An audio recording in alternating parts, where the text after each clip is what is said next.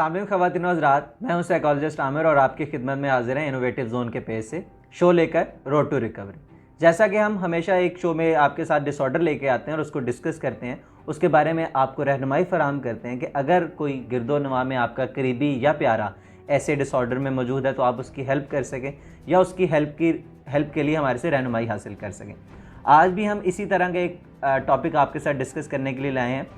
मैं सबसे पहले शुक्रिया अदा करूंगा मिस इतरत ज़हरा जो कि CEO हैं इनोवेटिव जोन की, कि उन्होंने हमें टाइम दिया और प्रोग्राम में हमें पार्टिसिपेट कर रहे हैं हमारे साथ। मिस, आज जो टॉपिक लेके आया हूँ मैं बहुत ही कॉमन और देखा तो लोगों में जाता है, लेकिन लोगों को इसकी हाव नाव नहीं है, लोगों को मालूम नहीं है।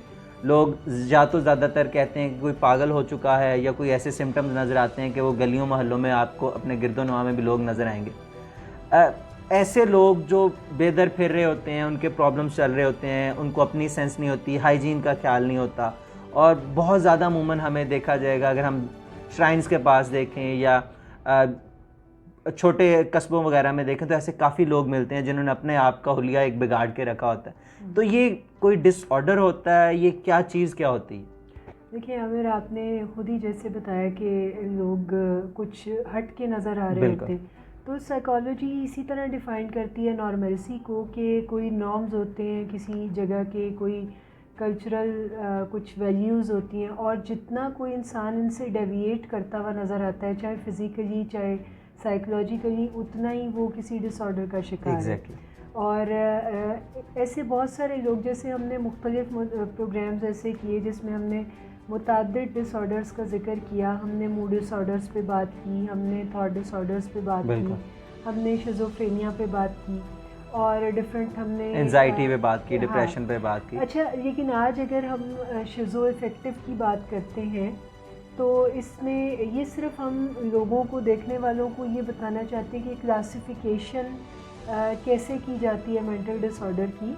और अगर हमने पहले से प्रीडिफाइंड है, हमें पता है कि मूड डिसऑर्डर में कोई मैनिक और डिप्रेसिव एपिसोड्स आते हैं। ये मैनिक और डिप्रेसिव को भी बता दें, कुछ लोग सुनने वालों को ये भी नहीं मालूम होता। चलिए मैं आपको डिफ़ाइन कर देती हूँ। मैनिक और डिप्रेसिव फेज़ आने से मुराद ये कि कभी बिला वजह कोई शख्स आपको बहुत ज़्यादा उदास, अफसरदा और मायूस नज़र आए, और फिर कोई एपिसोड उसकी ज़िंदगी में ऐसा आना शुरू हो कि जिसमें वो बहुत ज़्यादा एनर्जेटिक, बहुत खुश और बहुत लाइव नज़र आना शुरू हो जाए।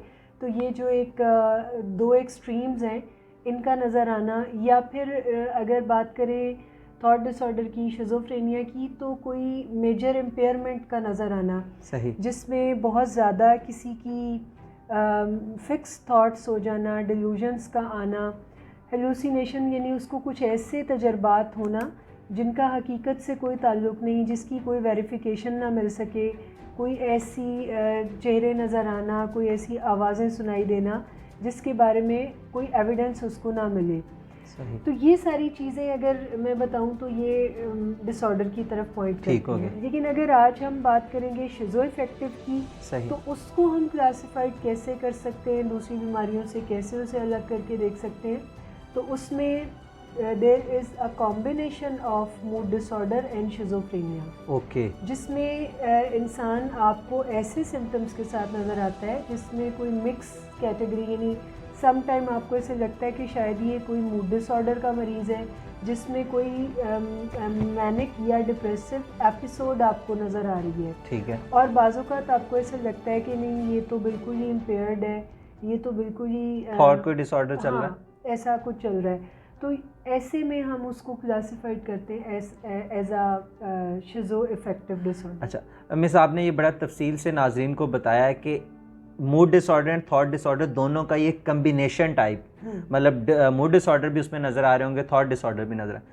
सिम्टम्स क्या होंगे, हम कैसे पहचान पाएंगे कि इस बंदे में ये प्रॉब्लम है, ताकि हम किसी से रहनुमाई लें या किसी रीहैब की तरफ अपना रजू करें या किसी माहिर से बात की जाए? अच्छा, इसके सिम्टम्स की अगर मैं आपको डिटेल दूं तो बहुत सारे सिम्टम्स इसमें देखे जा सकते हैं। जैसे मैंने पहले भी बताया कि डिल्यूजन्स, जिसमें कि कुछ फिक्स थॉट्स आने की तरफ होती हैं किसी पर्सन की, और वो ज़रूरी नहीं कि वो कोई रैशनल थॉट्स हों, और वो इरैशनल थॉट्स होती हैं। फिर उसके बाद हेलुसिनेशंस जो कि देखने यानी समई, बसरी या टेक्टाइल भी हो सकती हैं, जिसमें इंसान को किसी भी किस्म की सेंसेशन हो सकती है जिसका हकीकत से कोई ताल्लुक़ नहीं है।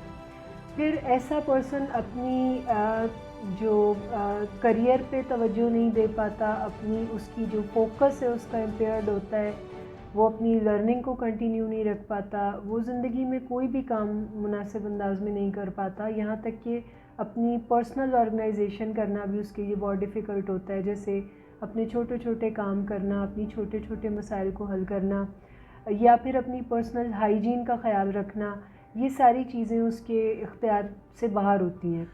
और इसी किस्म के सिम्टम्स के साथ आप मिक्स कर लें कुछ मेजर मैनिक और डिप्रेसिव एपिसोड्स भी उस शख्स को आ रही होती हैं, जहाँ पे हम शिज़ोअफेक्टिव को डायग्नोज करते हैं। अब मिस, इसमें थोड़ा सा मैं और पूछना चाहूँगा, आपके टाइम लेना चाह रहा हूँ, क्या इन लोगों का अपना जो डेली रूटीन है उसको फॉलो करना इनके लिए आसान होता है?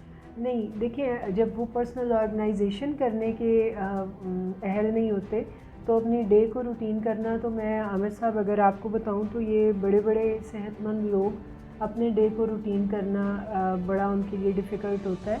ख़ास तौर पे आजकल डिप्रेशन का रेशो बहुत ज़्यादा हमारी सोसाइटी में इंक्रीज़ हो गया है, और उसके पीछे बहुत बड़ा रीज़न ये है कि हम अपने डे को रूटीन नहीं कर पाते, यानी हम कोई हेल्दी एक्टिविटीज़ नहीं है हमारे पास, पता नहीं है क्या करना। ख़ास तौर पे ये जो कोविड-19 के एज में ये जो लॉकडाउन हम सब ने बर्दाश्त किया, इसमें सबसे ज़्यादा डिफ़िकल्टी हमें इसी वे में आई कि हमारी डे की रूटीन अपसेट हो गई। एग्जैक्टली। हमारे पास करने को कुछ नहीं है, और हमने ज़ाहिर है अपनी ज़िंदगी के जो बुनियादी प्रॉब्लम्स हैं उन्हें तो सोल्यूशन उनका करना है, बिल्कुल, लेकिन हमें कोई मोटिवेशन नहीं है कि हमने कोई काम करना है, हमने अपने आप को किसी एक्टिविटी में गाइडेंस भी नहीं है ना हमारे पास। हाँ, तो इसमें फिर बहुत सारे लोगों के साथ ये प्रॉब्लम आया।